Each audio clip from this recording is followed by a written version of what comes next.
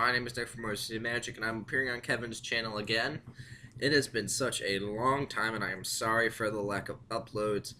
A lot of stuff has been going on within the LP Wide Squad, Team Motor City Magic. Everyone has just had a lot of stuff to do. But I've been talking to Kevin with the last few days. He wanted a deck to play at FNM, and so I threw together this mono red aggro list. It's a little bit weird. It plays cards that usually aren't in aggro decks, and it's a lot of cons cards because that's all I really bought for the past like 6 months. But it is solid. I've been playing it for the last couple of hours on Cockatrice. I'm X2 in 7 matches with it. There are cards that you could buy for it post rotation, but this is kind of just a deck for me and Kevin to fuck around with.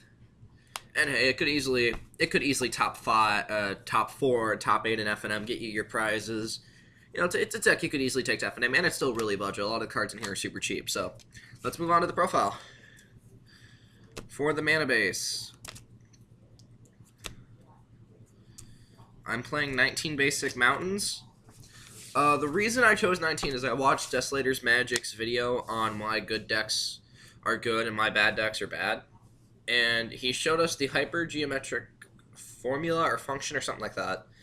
I will put his video in the description for you guys to go watch.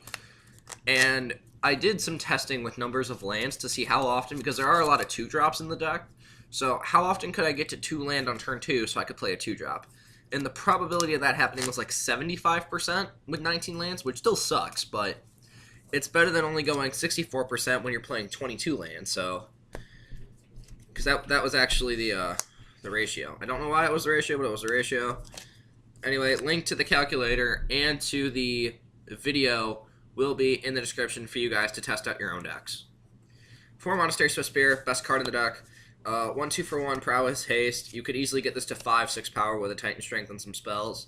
So that's the card you want to have turn 1. 3 Zergo. I only have 3. I'd play 4 easily. 2/2 for 2. He can't block creatures with power 2 or greater, and he's dash for generic and a red. You're never gonna block with this guy, and if you are, you're desperate. So, last 1-drop is Lightning Berserker. I would play more of these, but I only have 1, so. He is a 1/1 for 1. You can pay 1 red to pump him, +1/+0 till end of turn.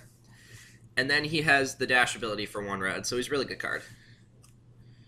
Then I play 4 copies of Majoring Bully. 2/2 for 2. It's got prowess, but it has to attack every turn, so sometimes you will suicide this into your opponent's creature. But I mean, like on turn 2, if you play it, turn 3 it's going to attack. You can usually just Titan Strength it up to 6 power and it kills anything that it blocks. Unless they play that fucking 7 toughness guy, or like they pump up their guy with fucking Titanic Growth, because I was playing against this fucking Assault Formation deck. He beat me game 1 because he was just like, alright, that fucking wall from BFC. And then he pumped it up with a fucking, the stupid green card out of Oath, +1/+2, so it made it 8 toughness, and this was a 7 power creature, and I was so pissed. But yeah. Then I play 4 Mardu Scout. 2 red for a 3/1, it's got dash for 1 red. You usually just dash this guy out every turn. This is how you win against Control, because Control is your worst matchup, because they can just kill all your shit. You usually can beat the Mirror Match, just because this deck goes a little bit bigger than the Mirror Match does. So, and the reason that this deck goes bigger than the Mirror Match are the 4 Endless Ones that I play in the deck. Some of you think I'm crazy, some of you think I'm a genius. I don't know. All I know is this card's amazing. You can play it as a 1-drop, you can play it as a 6-drop, and it has the same function. This is to give the deck utility against Control and mid-range decks, and even against Aggro. You can play it on turn 5 as a 5/5, and it can block pretty much everything. So, I mean, sure, turn 5 you could just probably like tap out and die, but and this one is here because all the other 3-drops that I was going to play suck, and this actually has some utility in the deck because if you flood, this is a great top deck. It's a great top deck, and it's a great turn like 2 or 3 play, so that's why Endless One's in the deck, and that's it for my creatures. At 20, I think it's exactly 20, but anyway. Onto the burn, 2 Wild Slash, play 4.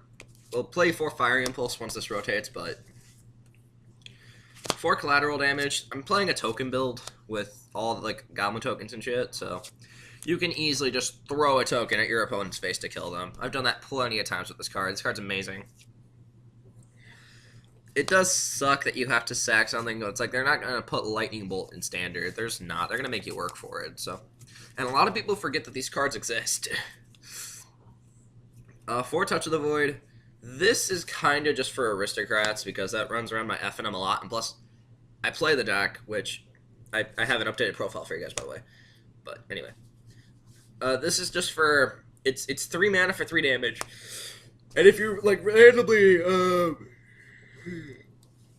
if you go turn 2 Majoring Bully, turn 3 attack, and they block, usually the creature that they block is either going to die from the Majoring, or you can touch it and then it dies and it's going to get exiled. So, really good answer to Hangerback Walker. This card is probably going to be sideboarded or mainboarded in a lot of red decks, so I'm just going to mainboard 4 of it right now. On to the token makers. I play 4 Dragon Fodder to make 4 Dragon Fodder and 4 Hordeling Outburst. This is just to go wide because when you have 5 goblins and your opponent doesn't languish you, you're kind of just gonna win the game because these are just gonna keep attacking until your opponent just doesn't want to block you anymore, or they're gonna board wipe you, and then you just start collateral damaging these things at your opponent's face. So. And plus it triggers prowess, so why wouldn't you play stuff that triggers prowess when you have 8 prowess creatures in your deck? And then the last card in the deck card in the main deck is Titan Strength. This card's amazing. You can do this on your upkeep so that you don't draw into a land if you flood. You can do this in combat to pump your guys up. You can do it when you block so that you can trade. This generates 2-for-1s in your direction or your opponent's direction depending on how you use it and when you use it. But this card is amazing. I would play 4, but the thing is, though, I was playing like 4 of this 2 Battle Rage, and it clogged. So I'm not even playing Battle Rage. I just need to get this because of all the burn in the deck. So that's it for my main deck. 60 cards. We're going to the sideboard. This is not the best sideboard. This is not the sideboard that I'll probably play at my FNM, but this is just something that I threw together. 2 Screen Breach Baller for control because it's a dash creature, and you can randomly bring it in against other stuff like the Mirror.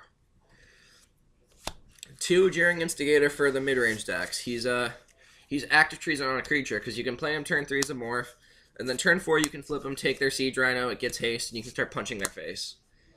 This card should be sideboarded in aggro decks until it rotates. And then the 1 Helo Cutter for mid-range and control decks. And then I sideboard 2 Smash the Smithereens. They are FNM promos. Brag. It kills an artifact and it deals 3 damage to that artifact's controller.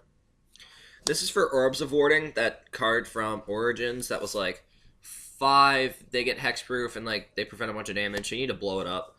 And you can randomly blow up like Ghost Fireblade and things, so it actually does have some utility in the sideboard. 3 actual active treason because this card's amazing.